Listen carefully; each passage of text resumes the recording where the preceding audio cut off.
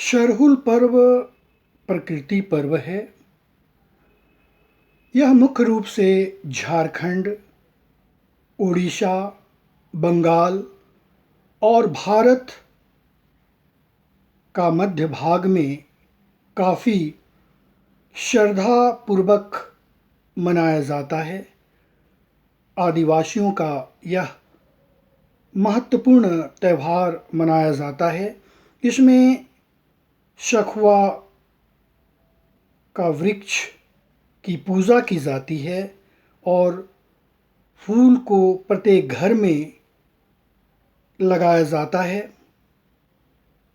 जैसा कि एक महत्वपूर्ण बात यह है कि जब महाभारत का युद्ध हो रहा था, उस समय मुंडा परिवार कौरवों का साथ दिया था, जिसमें पांडवों द्वारा अनेक मुंडा परिवार की मृत्यु हो गई थी और उस शव को सखुआ का पत्ता से ढक दिया गया, जो उस शव में सड़न नहीं हुई। इसलिए आदिवासियों का मानना यह है कि सखुआ हमें मजबूत इरादा को दर्शाता है। दूसरी बात यह है कि मुर्गा के ऊपर चावल छिड़क दिया जाता है और जब मुर्गा चावल को ग्रहण करता है तो यह आशा की जाती है कि इस वर्ष फसल अच्छी होगी। इसके अतिरिक्त इस पर्व यह हमें दर्शाता है कि नया फसल को तभी ग्रहण किया जाए जब सरहुल पर्व का समापन हो।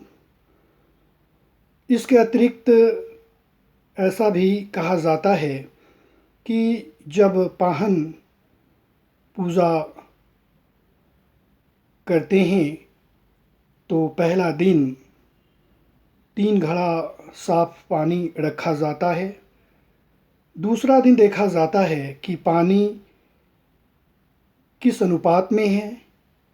अगर पानी की मात्रा कम होती है तो यह अनुमान लगाया जाता है कि वर्षा कम होगी।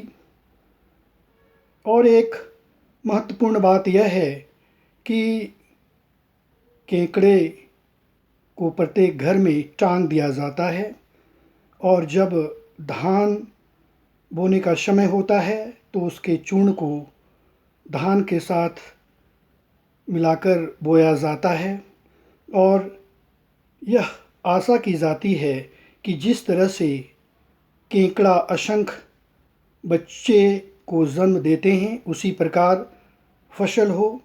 इस तरह से देखा जाए तो यह आदिवासियों का एक महत्वपूर्ण त्यौहार है और यह हमें प्रकृति की ओर संकेत देती है। आज झारखंड प्रदेश में काफ़ी श्रद्धापूर्वक इस पर्व को मनाया जा रहा है। झांकियाँ निकाली जाती है, नृत्य की जाती है, सभी मिलकर नृत्य करते हैं और संस्कृति को दर्शाते हैं।